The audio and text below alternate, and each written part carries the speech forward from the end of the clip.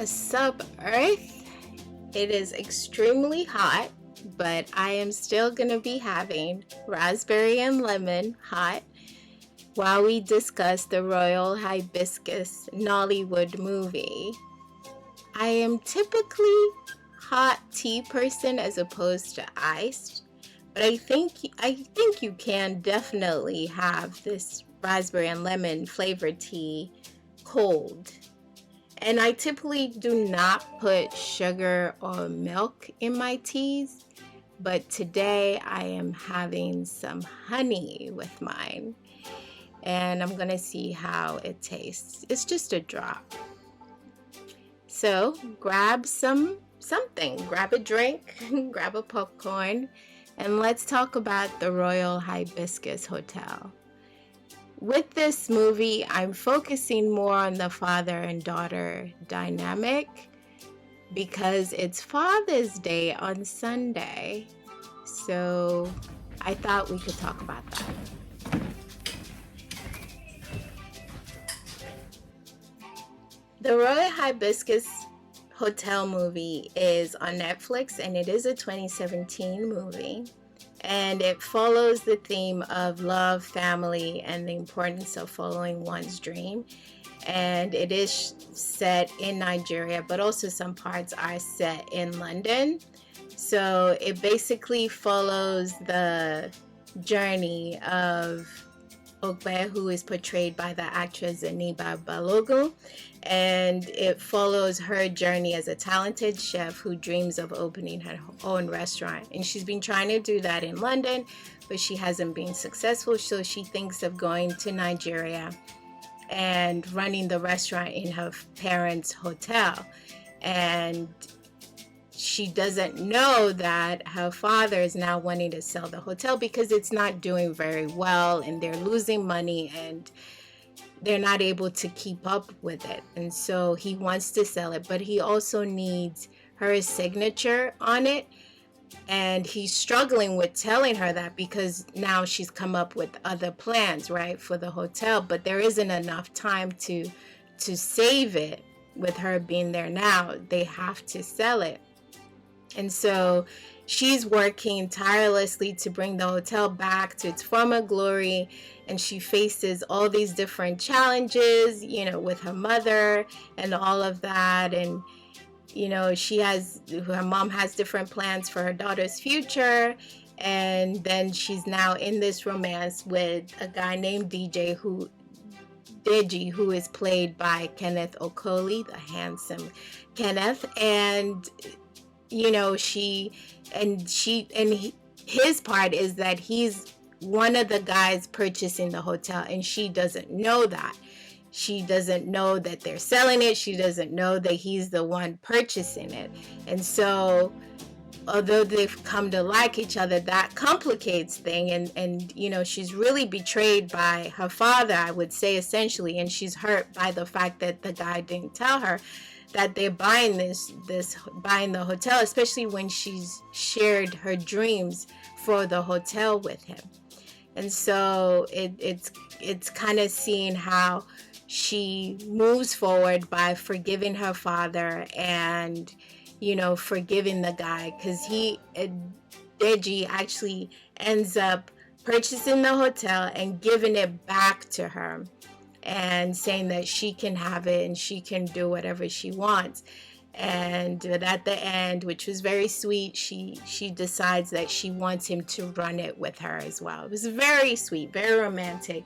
It was funny as well. It was funny to see her dad and her father, great actors that they have. Rachel Oniga, who is now passed, she played her mother, and she was so fantastic. She was hilarious.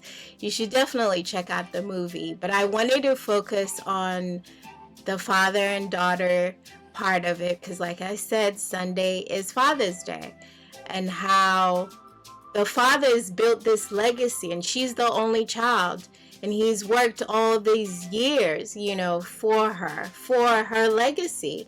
And it was really sad to see that he had to give it all up, right? And he couldn't save it. And that had to be really challenging for him to actually come out and tell her, I'm selling this, after all of this, I can't keep this anymore, and it's somewhere she grew up in, right? I mean, because we saw her room was pink and it was still the same way her mother decorated it when she was little. And so it's their whole history in that hotel. How does a father break that to her, and he felt really guilty, I'm sure, and he felt like there was nothing that could justify him selling it. But the truth of the matter is that they could no longer afford to keep it up. It was getting too expensive and they weren't getting enough guests as they would like. So they had to let it go. And I could see her point too, of her feeling betrayed that her father didn't tell her this. I mean, because they talk all the time. They're constantly talking. I felt like she was definitely closer to her father than she was her mother. And so she had to feel betrayed that he didn't tell her about the fact that he was selling the hotel, which is her legacy, which was her, plan to follow her dreams, right? And to do what she really wants. And so to see that her father is just completely kept her out of this and not made this decision with her in mind, it had to hurt a lot, and she felt really betrayed. But then she had to come down and see where he was coming from, as far as not being able to handle it financially and not being able to take care of it the way it once was. And so she had to I don't want to say had to forgive. She wanted to forgive because she now had a different perspective about it, I think that's also kind of like God's love for us. How we want certain things, but then God says, no, I don't want this for you right now. And we might feel betrayed, right? Because God hasn't given that to us, and he's supposed to be our father. And we feel betrayed. But the point is that God sees the whole picture, and I struggle with this. So I'm not one to not understand how challenging that can be, that you're telling your Heavenly Father, please, I need this, I want this. But something else different happens, and you get so angry at God. You get so angry at him. But then when you sit down and you take it all in, you finally understand why it had to happen this way.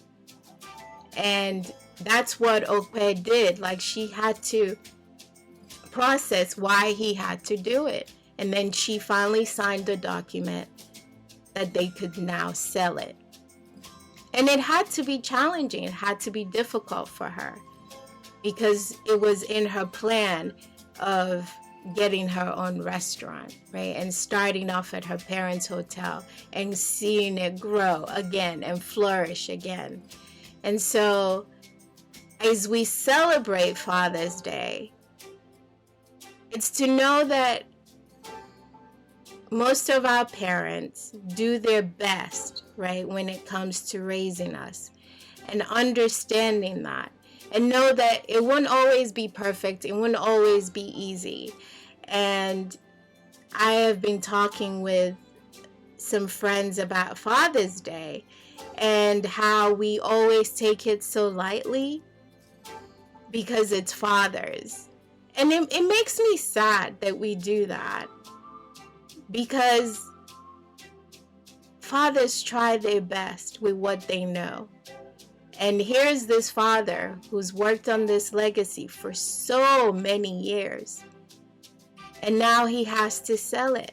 It's heartbreaking, because I'm sure he wanted to leave it for his daughter, but now he can't, and that had to be hard for him to do. And to see her upset had to break his heart, but he understood why she was upset. And so we need to understand that our parents do the best they can with what they know. And if they're good fathers, it breaks their heart more when they feel like they've let us down, right? Or that they've broken our heart in some way.